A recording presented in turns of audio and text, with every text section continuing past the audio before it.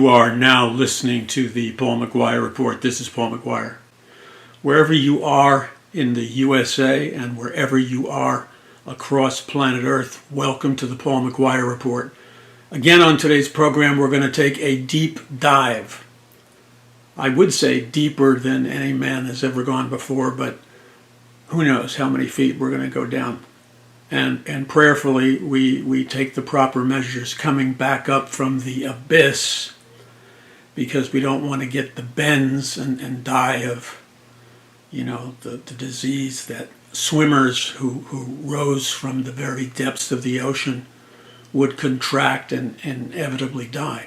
Speaking of which, by the way, I don't know why this floated in my head, but it did, so I want to deal with it. When you see the movie, let me give you an explanation for the sunglasses. I have no problem with people wearing sunglasses if they want to. That's not what this is about. Nor am I trying to wear sunglasses because I think it's the cool it's the cool thing to do. I outgrew that a while ago. Maybe you've noticed. So I'm wearing sunglasses simply because maybe you've noticed that in a whole bunch of shows of the Paul McGUIRE Report, I'm facing the camera and I'm like this, and my eyes are just a slit open. Most people assume that my eyes are totally shut. And to somebody who wouldn't perhaps know me, they're going to think, oh, he's channeling somebody. The reason his eyes are closed while he's monologuing is because he's channeling something. No, I wasn't channeling anything. I was on Doug Hagsman's show and I noticed it was conspicuous by its presence. I was not just squinting, I was looking into the camera, and I told Doug, I said, I've got it adjusted, I have the problem taken care of. But I realized that in the studio, depending upon what time of day it is, we have not only a relatively large lighting package, but we also have windows that allow us to get natural daylight, which of course is the best form of light if you can get it. But the problem is that if we're using natural daylight, and I try to use natural daylight as much as possible, if you use natural daylight, the brightness on the face of somebody like me changes, minute to minute, hour to hour. And so before you know it, you think you're just giving yourself the appropriate natural daylight, but in reality, the iris in your eyes is receiving way too much intense light. And so there's part of the automatic nervous system where your eyes will go into a shut position, as if you're shutting your eyes. What you're really doing, and you know this as you learned this as a kid, so did I, but what you're really doing is you're trying to stop blinding yourself from the extraordinarily bright light. So that is the purpose of why I'm wearing sunglasses. Again, it's not to be cool, nor is it to make a statement about other people. If people want to wear sunglasses, that's fine. When I was thinking about the fact that until I have this worked out with the lighting and eradicate the problem, I think it's, even though I'm not really up for wearing sunglasses on a set, because see, look, now we have like a video of me, then we have the real me in the center wearing a Hawaiian shirt. Why? Because I want to be cool with the sunglasses? No, not at all. Because I want to wear something, a shirt that would go with the sunglasses, partially, but that's not the main reason. In Southern California, where we're broadcasting from, it's either freezing or it's really, really hot, and that could happen hour from hour, and it throws off your sinuses and it messes with the light and so on and so forth. So we're doing the best we can in season and out of season. We're communicating intelligently, hopefully, the gospel of Jesus Christ. But what are we communicating? We're analyzing life, reality. We're analyzing world events and current events and geopolitical events. Why do we do that? Because the Bible gives us an exhaustive but yet highly accurate heads up about what is going to come upon planet Earth, how fast it's going to come, and what this long-awaited New World Order, which they've been talking about since before ancient Babylon, and ancient Babylon after the Sumerian Empire, ancient Babylon was the first geopolitical representation of the New World Order. And the New World Order is, according to its ancient occultic ideology founders, the New World Order is the world's first one world government, one world religion, and one world economic system. That has been disparaged so intensely because every nation, every dictator like Hitler, like the communist revolutionary Lenin, and so on and so forth, every occultic sociopath who has had a lust for power has promised to bring in the New World Order. But when you analyze the New World Order, it's always a monstrous counterfeit of the kingdom of heaven. Why? Why would that be? Because the New World Order, let me put it to you as simply as you can, and this shouldn't be difficult for them to understand at the World Economic Forum. The New World Order, because it is a man-made counterfeit of the kingdom of God, the New World Order, by its very nature, is devoid of the primary life-giving characteristics that could potentially make it an organizational structure that potentially could benefit the world. Now, what do I mean by that? What I mean by that is the New World Order, when you think of, when the average student or adult or thinker or politician or whatever, when they think of the term New World Order, what comes to your mind immediately? Well, things like blue helmeted UN police with the UN in white letters on the helmet when I was walking around what's called the old city of Jerusalem, very near the Wailing Wall, very near the head of the police and heads of the military, where a lot of Israel's power structures are still located, including the UN and the UN troops.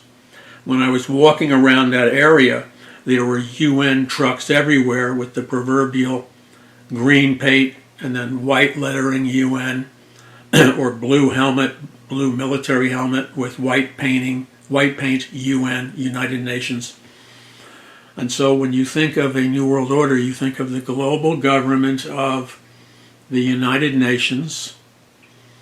You think then of, in terms, they switched it. This was about 30 years ago, and I was writing books when they switched it, and I had to go run out while I was meeting. This is like to write like my fourth book or something, and I was aware of the fact, because back then, you know, we didn't have the luxury, if you will, of using social media and the internet for research, which was really actually a better thing, because when you have to dig for your own research on the internet, you have to scrutinize it, you have to analyze it with a far greater intensity than you would, and I'll see if I can get away without the sunglasses.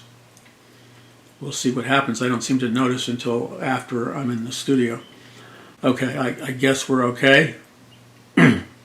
We'll put it back in a moment after we look at the video. So, the New World Order, again, going back to ancient Sumeria, going back to ancient Babylon,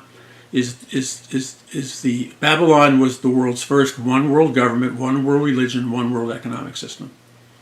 So the global government could be like a UN type global government, or a World Economic Forum type global government, or an EU.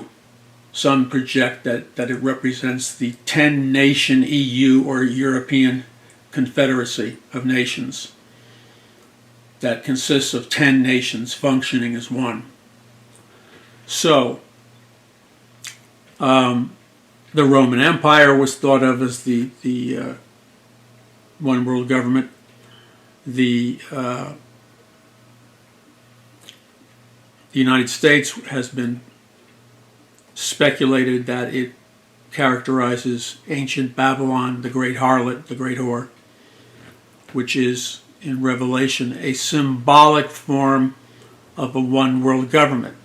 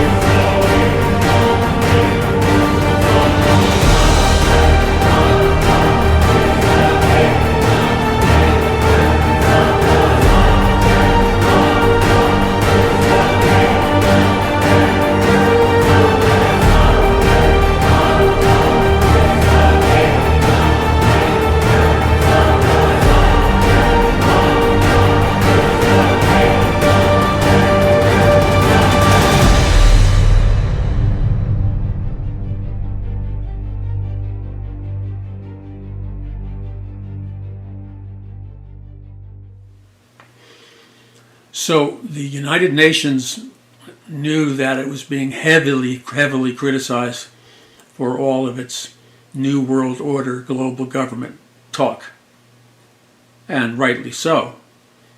So they came out with a book to clear things up, a book for the purpose of promoting and PR for their global government. And the UN titled their book Global Governance, Global Governance. So instantly, I, like you, knew that this was going to be marching orders for the next number of decades. And because the global government terminology had fallen on hard times, they simply played the old switcheroo and now talk about the global government in the following terms. Global governance, as if by simply changing the term from global government to global governance, that somehow magically took an evil system, and yes, it's evil because it's founded by Luciferians. And when I tell you that, it's not to fast pedal paranoia. When I tell you that the United Nations was largely promoted, organized, and financed by Luciferians, I'm giving you a documented fact of history. In fact, if you go to the UN website itself, you better be careful with this.